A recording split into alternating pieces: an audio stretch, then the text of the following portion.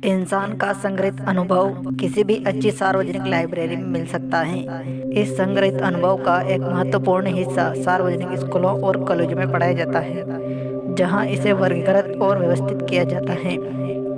विज्ञान के क्षेत्र में और जीवन के लगभग हर क्षेत्र में लोग हर दिन नए तथ्यों को इकट्ठा कर रहे हैं। जब ज्ञान संग्रहित अनुभव के माध्यम से उपलब्ध न हो, तो हमें इसी स्रोत की तरफ मुड़ना होगा। यहाँ भी अक्सर रचनात्मक कल्पना का प्रयोग किया जाना चाहिए। ज्ञान इनमें से किसी भी स्रोत से हासिल किया जा सकता है। इसे निश्चित योजनाओं में व्यवस्थित करके और उन योजनाओं को कार्य रूप में परिवर्तित करके शक्ति में बदला जा सकता है। ज्ञान के प्रमुख स्रोतों के परीक्षण से हमें यह पता चलता है कि अगर कोई अकेला व्यक्ति ज्ञान को इकट्ठा करने, उसे योजना में बदलने और उसे कार्य रूप में परिवर्तित करने के लिए सिर्फ अपने ही प्रयासों पर निर्भर होता है, तो उसे बहुत मुश्किलें आती हैं। अगर उसकी योजनाएं विस्तृत हैं और अगर वे बहुत विराट हैं, तो आमतौर पर उसे दूसरों को अपने साथ सहयोग के लिए प्रेरित करना चाहिए, और तभी वह उनमें शक्ति का आवश्यक तत्व भर पाएगा। मास्टरमाइंड को इस तरह से परिभाषित किया जा सकता है, किसी निश्चित लक्ष्य की प्राप्ति के लिए 2 या 2 से अधिक लोगों का सद्भाव की भावना के साथ ज्ञान और प्रयास का संयोजन। कोई भी अकेला व्यक्ति बिना मास्टरमाइंड की मदद से बड़ी शक्ति हासिल नहीं कर सकता। अगर आप लगन और बुद्धि से इन निर्देशों का पालन करेंगे और अपने मास्टरमाइंड समूह के चयन में सावधानी रखेंगे, तो आप यह मान सकते हैं कि आपने आधा सफर हासिल कर लिया है। हालांकि यह आपको उस समय महसूस नहीं होगा। आप शक्ति की इन अमूर्त संभावनाओं को बेहतर तरीके से समझ लें और उचित रूप में चुनें। मास्टरमाइंड समूह के माध्यम से आपके सामने उपलब्ध हैं। इसलिए हम यहाँ पर मास्टरमाइंड के 2 लक्षण स्पष्ट करेंगे, जिनमें से एक आर्थिक प्रकृति का है और दूसरा आध्यात्मिक प्रकृति का है। आर्थिक पहलू स्पष्ट है। आर्थिक लाभ किसी भी व्यक्ति द्वारा हासिल किया जा सकता है जो अपने आप को ऐसे लोगों के समूह की सलाह, परामर्श और व्यक्तिगत सहयोग से घेरे रखता है, जो उसकी दिल से मदद करते हैं, इच्छुक होते हैं और ऐसा पूर्ण सद्भाव की भावना से करते हैं। सहयोग पूर्ण संबंध का यह प्रकार लगभग हर बड़ी दौलत का आधार होता है।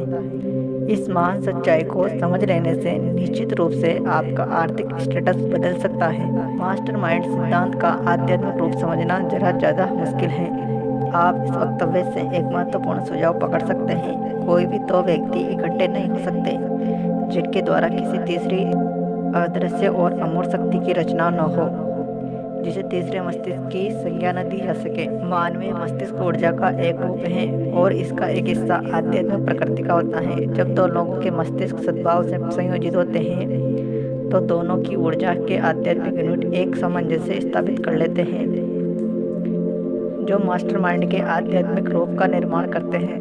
मास्टरमाइंड सिद्धांत या इसके आर्थिक स्वरूप की तरफ मेरा ध्यान 50 साल पहले एंड्रू कार्नेगी ने खींचा था। इस सिद्धांत की खोज मेरे जीवन के काम के विकल्प चुनने के लिए जिम्मेदार थी।